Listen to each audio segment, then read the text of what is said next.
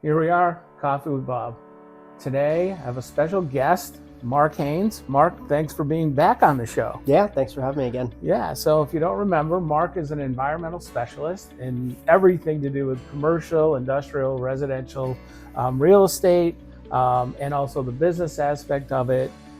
So Mark, let's talk today about the specific issue of vermiculite.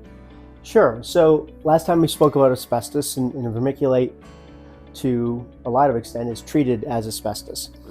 So people have probably heard the name, probably don't understand exactly what it is or where it came from. So I'll give you a little bit more in-depth information on that. Sure. So vermiculite was mined out of it's mined out of the ground. There was a mine in Libby, Montana, which was actually, the vermiculite was contaminated with a type of asbestos. Okay. And that asbestos obviously was regulated. W.R. Grace was the parent company. They're the ones who were mining the Libby, Montana location. Okay. And they supplied to almost 70% of the vermiculite throughout the United States. Locally, their trade name was Zonalite. Okay. And it was actually, in East Hampton, there was actually a Zonalite distribution center. So because there was asbestos that formed in the veins, when vermiculite was produced, mined, puffed, and created as an attic insulation, Okay.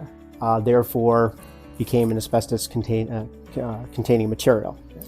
This is a example of vermiculite. Some people consider it crumb insulation. It just came in bags. It was poured into the attics, and didn't have a great insulation factor. So over time, people would add more insulation, right? As the regulations change, as they wanted more better insulation in their homes, they would put in blown-in insulation over the top of it, or fiberglass batting, or anything like that. The problem with that is then now that material is now contaminated. Okay. So just like any other asbestos contaminated material, it can be managed in place. But if you do, energy audits, they do a blower door test and they see the vermiculite, they won't do it until it's removed, right? Because there are asbestos fibers that can be generated in the air because of it. Now, it's not homogeneous, so EPA doesn't recommend that you test the vermiculite, because you could take 10 tests and they could all be negative for asbestos, and then the 11th or 12th or 100th test could have it, right? So it's not homogeneous because it was formed in veins, right? So how would a homeowner know if they have it? So home inspectors have been trained to kind of try to identify it. That's for property transfers, for the typical home inspection, and then a lot of times we'll get calls or inquiries from the energy auditors, who also see it and then inform the homeowner. Okay. All right. And your company, Abide, will go out and take care of that? Yeah, they'll do the estimates and then be able to do that, do the actual removal. Usually it's not an encapsulation standpoint, but we do have some owners say, do I have to remove it? Well, no, you don't have to remove it.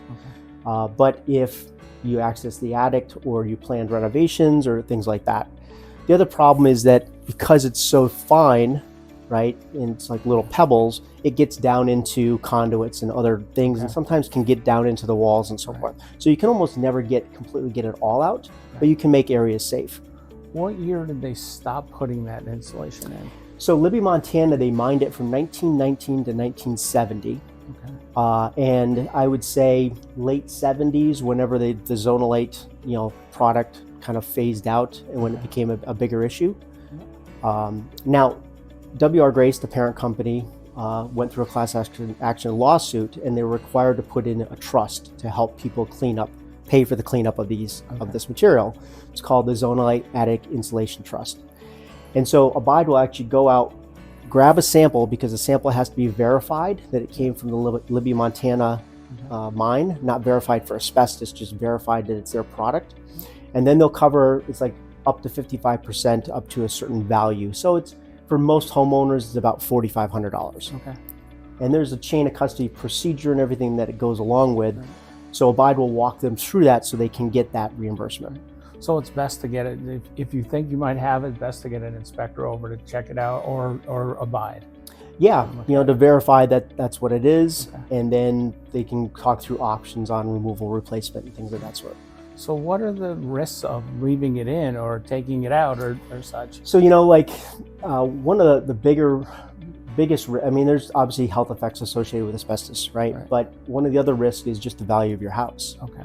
because it's a, you know, your house is an asset, and now you have something that could depreciate that asset because Right. you have vermiculite. Okay.